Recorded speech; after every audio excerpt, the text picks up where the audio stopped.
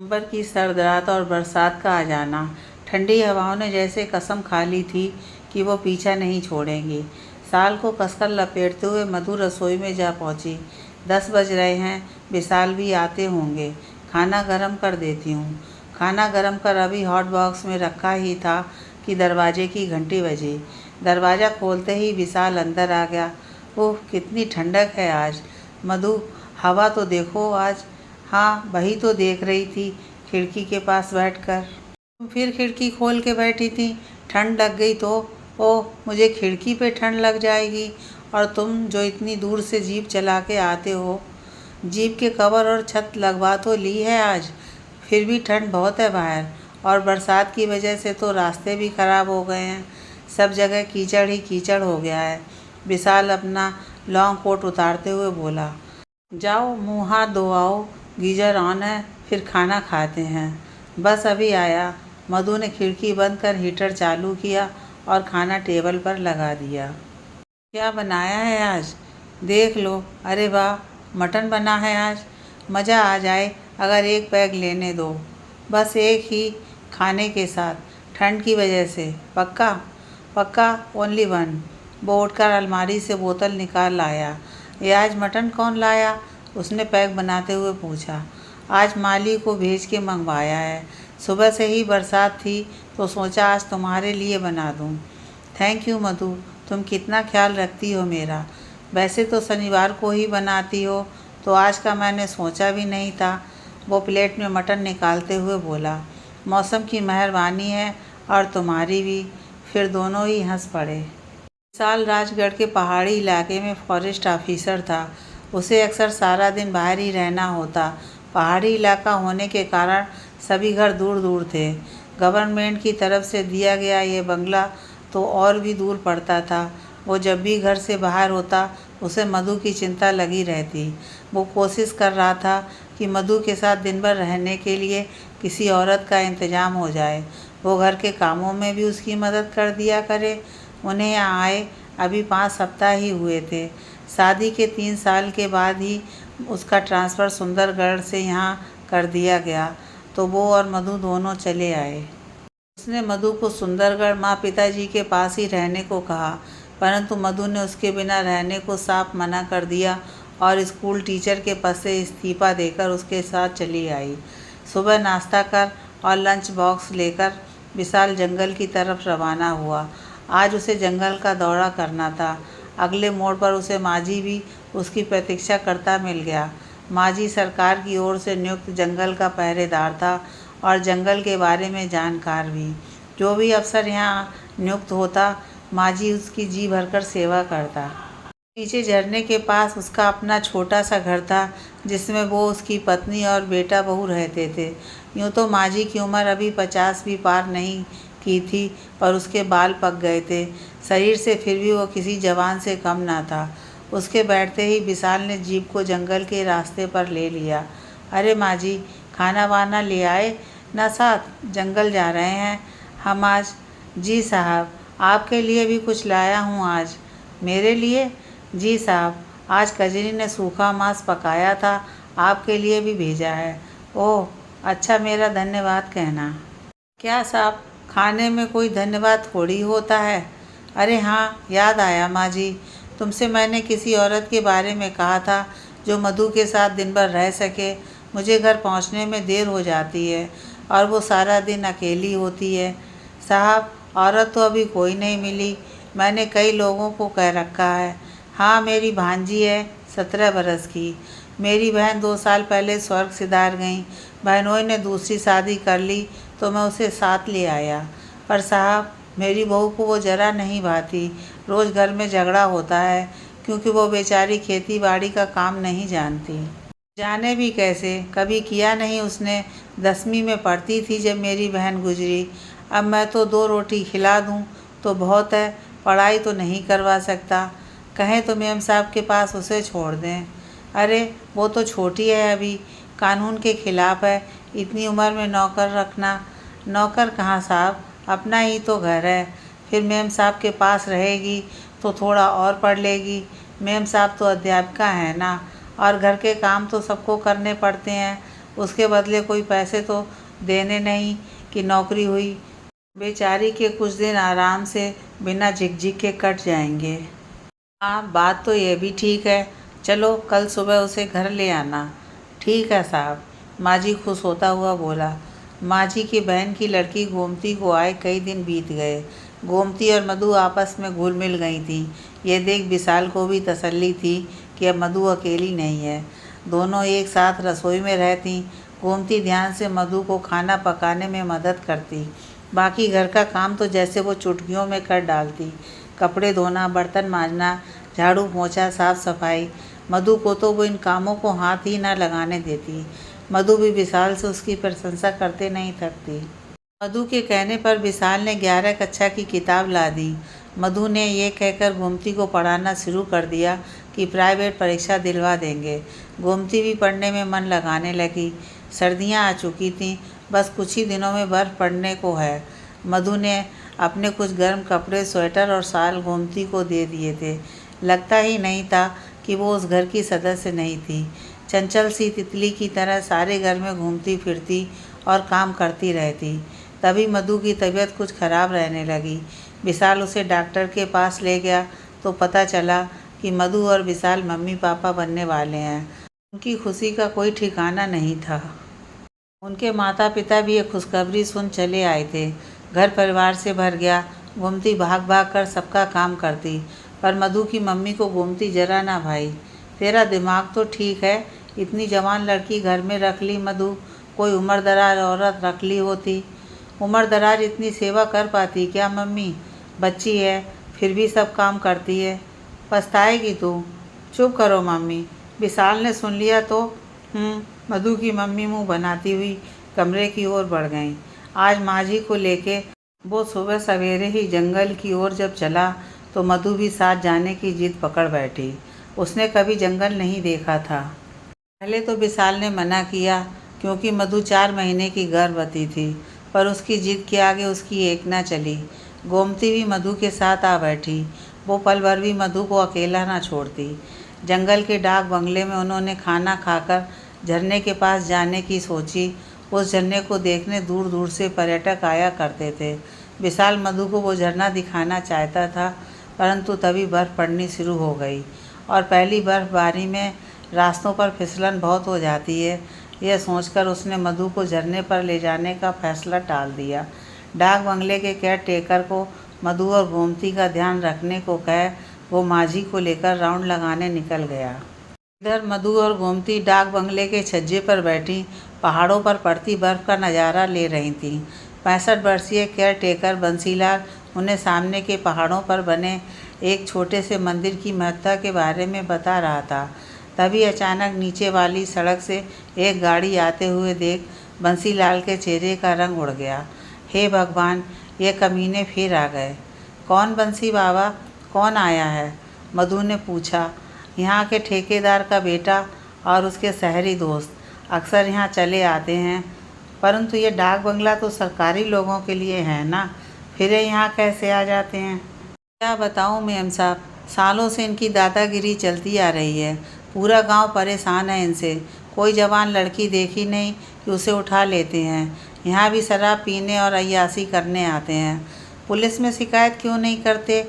किसकी मौत आई है मेम साहब? गांव के मुखिया ने कोशिश की थी एक बार। उसकी पत्नी सहित दोनों बहनों को उठा लिया कमीनों ने और दूसरे दिन दरवाजे पे फेंक गए।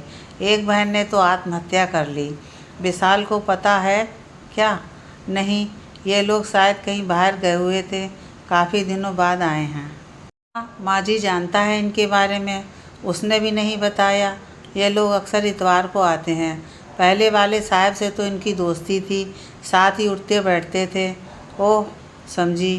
तभी गाड़ी गेट पर रुकी, उसका हॉर्न बजा। जाओ कह दो कि साहब की फैमिली आई हुई है, अंदर आने की इजाज़त नहीं है। बंसीलाल कांपती टांगों के साथ गेट की ओर बढ़ गया। मधु ने देखा कि वो ड्राइविंग सीट की खिड़की के पास झुककर कुछ बोल रहा था। उसके दोनों हाथ जुड़े थे। कुछ ही देर में उसे गाड़ी बैक होती नजर आई और बंसीलाल अपने पीले पड़ गए चेहरे के साथ लौट आया। क्या हुआ, इतने घबरा क्यों रहे हो? मधु ने बंसीलाल से पूछा। धमकी दे गया है मेम साहब। बोला कि हम ही साहब हैं यहाँ के, अभी थोड़ी देर में हमारे मेहमान आ रहे हैं, तैयारी करके रखो। और रही साहब की फैमिली, तो वो जाना चाहें तो ठीक, नहीं तो पार्टी में शामिल हो सकते हैं। क्या याद रखेंगे हमारी पार्टी? ओह, मैं विशाल को फ़ोन लगाती हूँ। बहुत देर तक कोशिश करने के बाद भी विशाल का फ़ोन नहीं लगा तो मधु घबरा गई। यहाँ से बिना गाड़ी के निकल भी नहीं सकते थे, बंगला तो बहुत दूर था। अच्छा, यहाँ से कोई इंतज़ाम हो सकता है जाने का? उसने पूछा। यहाँ तो कोई नहीं है मेम साहब, और ये लोग अच्छे नहीं हैं। अब गोमती भी घबराने लगी थी। डाक बंगले में एक हॉल था और 2 ही कमरे थे। दोनों जाती भी तो कहाँ, बर्फबारी भी बहुत तेज़ हो चुकी थी। इसी सोच में घंटा भर बीता था कि वो गाड़ी फिर से आ गई। इस बार गाड़ी गेट पे नहीं रुकी थी। उसमें से एक सांवले रंग का करीबन 25 वर्षीय लड़के ने उतरकर गेट खोल दिया और गाड़ी अंदर आ गई। क्या करें मेम साहब? घबराई हुई गोमती ने मधु की ओर देखा। चलो कमरे में चलते हैं, मधु ने उठकर कमरे की ओर बढ़ते हुए कहा। मधु और गोमती के कमरे में जाते ही मधु ने दरवाज़ा अंदर से बंद कर लिया। दोनों घबरा रही थीं।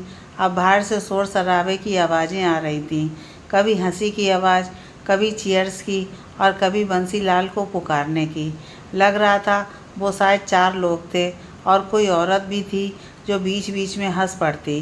दोनों चुपचाप कमरे में बैठी रहीं। गोमती तो मधु से चिपक ही गई थी। 2 घंटे यूं ही बीत गए। शायद अब बाहर बैठे लोगों को नशा चढ़ने लगा था। उनकी आवाज़ें लड़खड़ाने लगी थीं। तभी उनमें से एक ने बंसीलाल को आवाज़ लगाई। ओ बंसीलाल भाई, कहाँ है फॉरेस्ट ऑफिसर साहब की फैमिली? उन्हें भी बुलाओ, नहीं तो साहब कहेंगे उनकी इज्जत नहीं की हमने। और इसी के साथ सब ज़ोर से हंस पड़े। साहब उन्हें रहने दें, वो आराम कर रहे हैं, उनकी तबीयत ठीक नहीं है। अरे फिर तो उनका हाल चाल पूछना चाहिए, पहले क्यों नहीं बताया? उनमें से एक उस कमरे की ओर बढ़ा जिसमें मधु और गोमती थीं। रहने दीजिए साहब, उधर मत जाइए। अरे हट आगे से, 2 कौड़ी के बुड्ढे। नहीं नहीं साहब, मैं आपको उधर नहीं जाने दूंगा। चल हट। बाहर किसी के गिरने और कांच टूटने की आवाज़ आई। मधु का दिल ज़ोर ज़ोर से धड़कने लगा। तभी दरवाजे पर किसी के थपथपाने की आवाज़ें आने लगीं।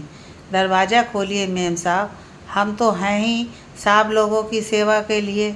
मधु चुप रही। उसने गोमती को भी चुप रहने का इशारा किया।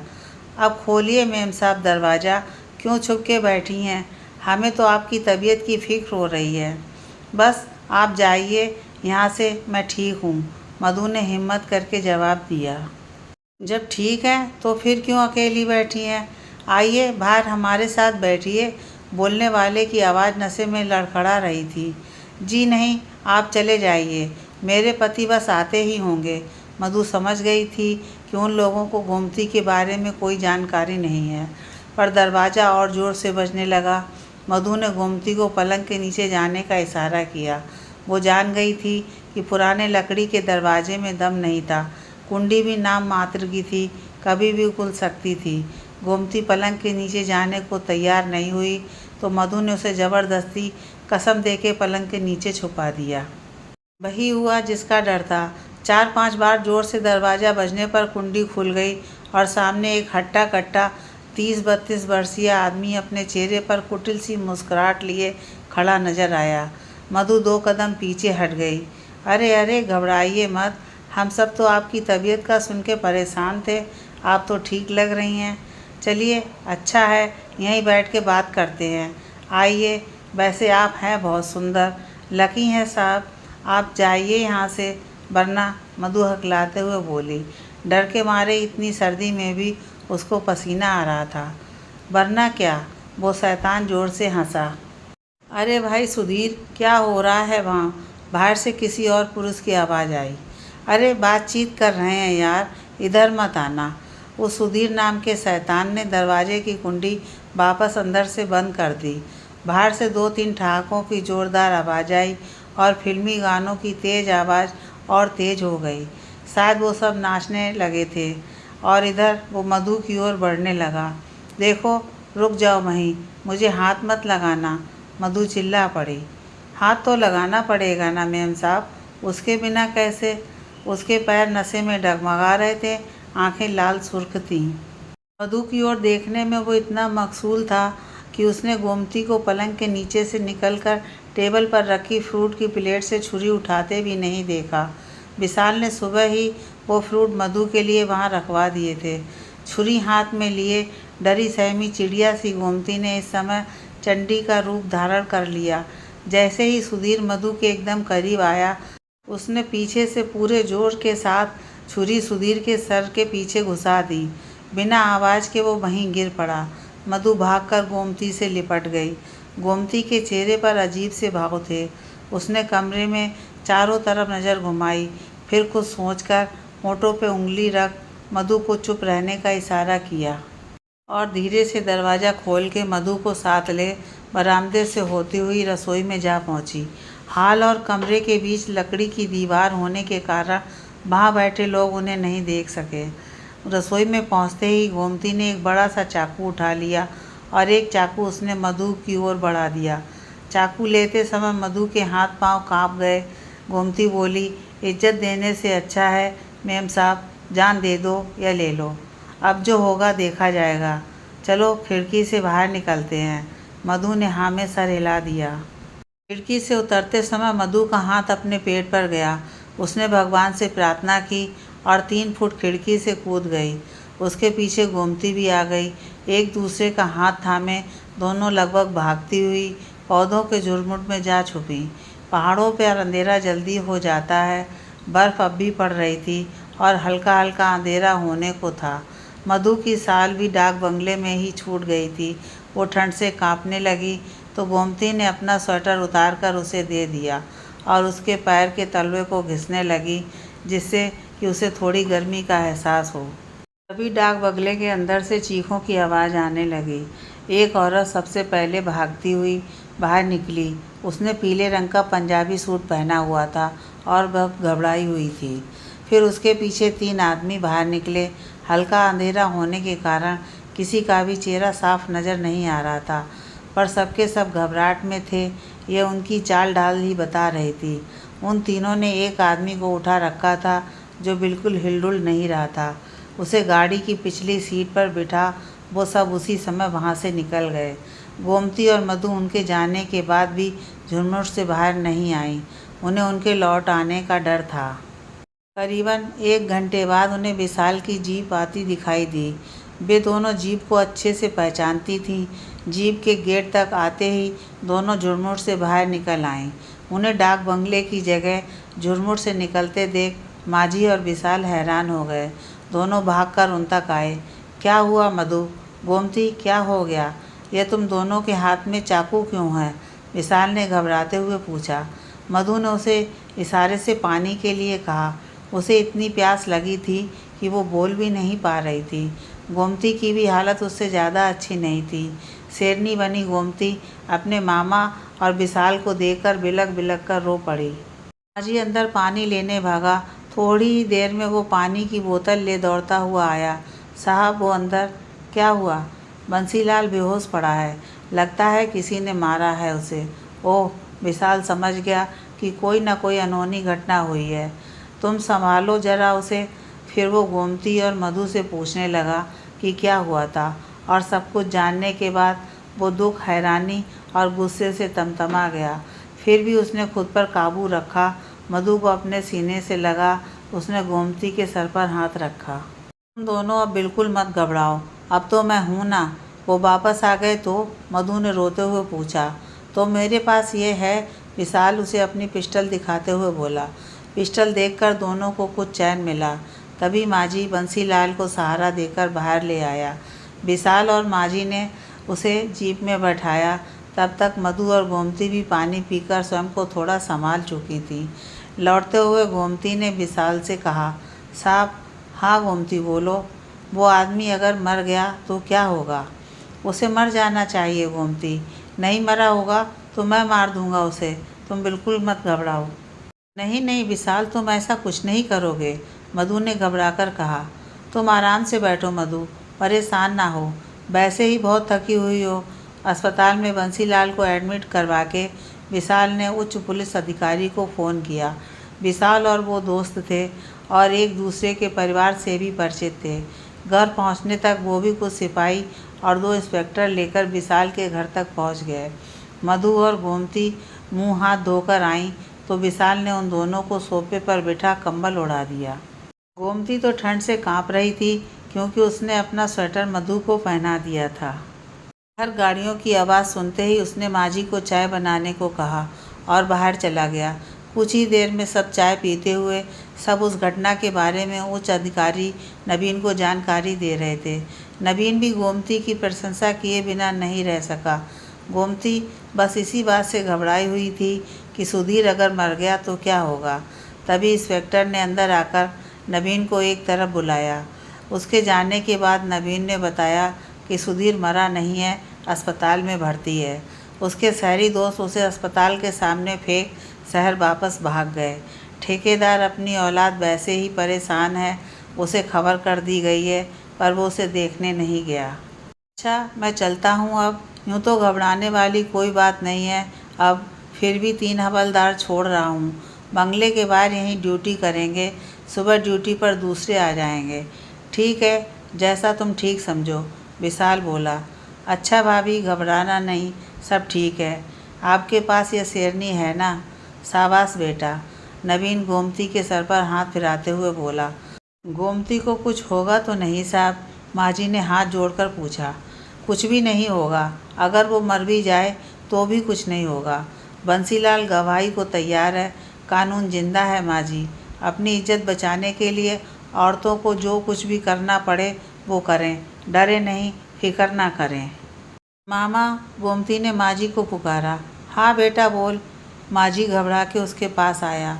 मामा भूख लगी है। उसके इतना कहते ही सब हंस पड़े। अच्छा, खिचड़ी बना देता हूँ, सब खा लेंगे। नहीं माजी, एक काम करो, जीप ले जाओ, ढाबे से खाना ले आओ। मधु और गोमती के लिए पनीर की सब्जी ज़रूर लाना। बाहर हवलदार भी हैं, सबके लिए दाल सब्जी और पराठे ले आओ।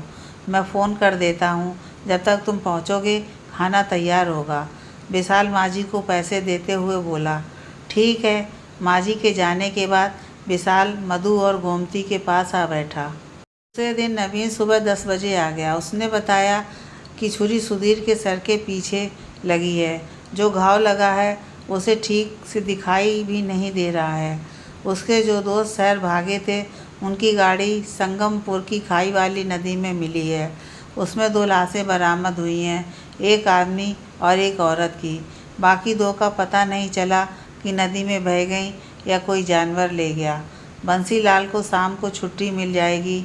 ठेकेदार ने सुधीर से मिलने से इनकार कर दिया है। मैंने उसे सारा किस्सा बता दिया है, वो तुमसे बहुत शर्मिंदा है। नवीन ने सुधीर को मुखिया की बहन की हत्या का जिम्मेदार मानते हुए गिरफ्तार कर लिया। सभी गांव वालों ने उसके खिलाफ गवाही दी। हिम्मत कर गांव वालों ने पुलिस में उसके खिलाफ और भी रिपोर्ट करवा दी थी। कोर्ट ने सुधीर को बिना पैरोल 10 साल की सख्त सज़ा सुनाई। मधु और गोमती के मामले को नवीन ने वहीं दबा दिया। मकसद तो सुधीर को सज़ा दिलवाने से था और उसे तो भगवान ने भी सज़ा दे दी। उसकी आंखों की रोशनी जा चुकी थी। इस किस्से को 5 बरस बीत गए। विशाल और मधु अब वापस सुंदरगढ़ आ गए थे। उनकी बेटी शिक्षा अब 4.5 साल की हो गई थी। गोमती को विशाल और मधु अपने साथ ही ले आए थे। गोमती ने अभी अभी ग्रेजुएशन किया था। वो और शिक्षा दिन भर धमाल चौकड़ी मचाए रखते। गोमती अब टीचर के कोर्स की तैयारी कर रही थी। मधु को फुर्सत ही ना मिलती थी कि दोबारा नौकरी करे। 2 दिन पहले ही नवीन ने अपने छोटे भाई के लिए गोमती का रिश्ता मांगा तो विशाल ने गोमती से पूछकर हाँ कर दी, शर्त के साथ कि वो पहले अपना कोर्स करेगी, उसके बाद ही शादी होगी। अब विशाल और मधु गोमती के साहब और मेम साहब नहीं, भैया भाभी थे। और मधु की मम्मी भी जब भी आती गोमती से भी खूब लाड़ करती। माजी कभी कभी आकर गोमती से मिल जाता है। शिक्षा की जिम्मेदारी अब सिर्फ मधु की ही नहीं, गोमती की भी है। आज भी उस किस्से को याद कर मधु और गोमती कभी कभी सिहर उठती हैं। आज रक्षाबंधन है। विशाल ने जब राखी बंधवाने के बाद उसके सर पर हाथ रखा तो वो बोली, भैया आज कुछ मांगूं, दोगे? अरे जो चाहे मांग, फिर देख। भैया, मैं चाहती हूँ कि शिक्षा को पढ़ाई के साथ साथ कराटे की क्लासेस भी करवाई जाएं, ताकि वो अपनी रक्षा करनी सीख सके। हाँ, बिल्कुल सही कहती हो बेटा, ये मैंने क्यों नहीं सोचा। ठीक है, मैं कल ही मालूम करवाता हूँ क्लासेस का। पास ही खड़ी मधु ने गोमती को गले से लगा लिया।